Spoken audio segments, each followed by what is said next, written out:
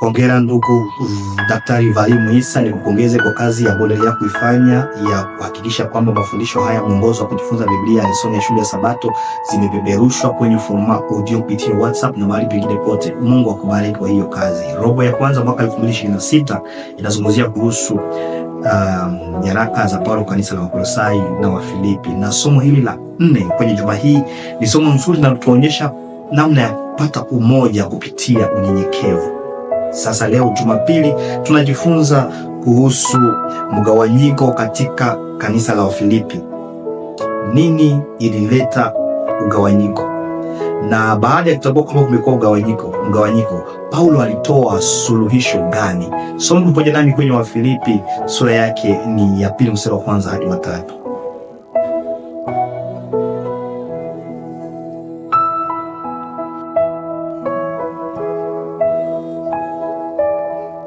Mpendwa mtazamaji na msikilizaji, utaelewa kwamba barua hii ya Paulo kwa kanisa la Wafilipi inaonyesha hali ya kutisha, hali ya kukatisha tamaa, hali ngumu ambayo kanisa la Filipi lilikuwa limefikia. Kumbuka kwamba kanisa lile la Filipi Paulo alikuwa analipenda sana tena sana.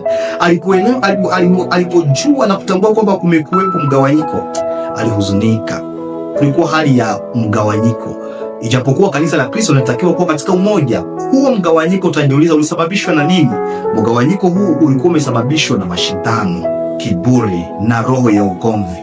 Mambo yale hata katika kanisa letu la leo inaweza kufanya kuwe mgawanyiko. Wakati katika makanisa zetu kunakuwa mashindano, watu wanashindana, kuna kiburi hata na roho ya ugomvi. Wakati watu wamekuwa binafsi zaidi, wamekuwa na ile ambayo imeitwa majivuno ya bure, kutafuta masilahi binafsi. Yale mambo yanavuruga undugu, inavuruga umoja wa kindugu, aidha iwe katika kanisa ama katika familia yetu.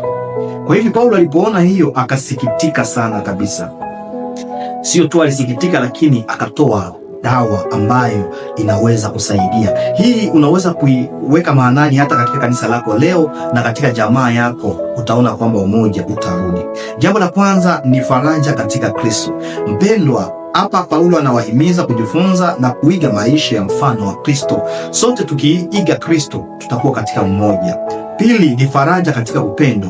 Upendo wao wa Kristo una nguvu na kuchochea juu ya akili zao. Tukiwa na upendo wa Kristo zidi ya wale wanaotuzunguka, tutaendelea kuwa katika umoja.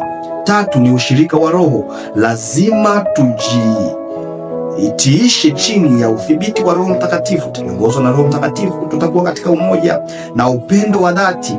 Tunapaswa kuakisi hisia nyororo na za joto za upendo wa kibinadamu. Rehema.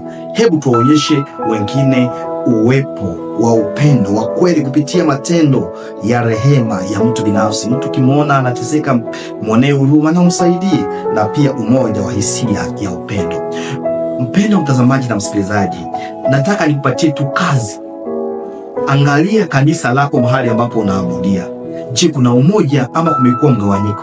Ikiwa kuna umoja, basi Bwana Yesu asifiwe. Ikiwa kuna ugawanyiko, angalia nini kinasababisha huo mgawanyiko, na baada ya kutambua, angalia ni dawa gani unaweza kuitoa ili uhakikishe kwamba watu wamerudi katika umoja, aidha katika kanisa ama katika familia lako. Mungu akubariki. Tuombe. Asante Yesu, kwani lengo lako ni kwamba sisi kama kanisa tu katika umoja, hata katika familia zetu, katika jamii. Tusamehe kwa muda ambao tulikuwa watu wa kugawanya wengine, na asante kwa kutuonyesha dawa ambayo inaweza kuleta umoja mahali ambapo pana ugawanyiko. Tufanye kwa unyenyekevu, tukupokee Yesu Kristo, katika jina tukufu la Yesu Kristo, amina. Ndugu, usikose kusubscribe, like na kushare kwa watu wengine, na kutakia usomi mzuri wa maandiko matakatifu.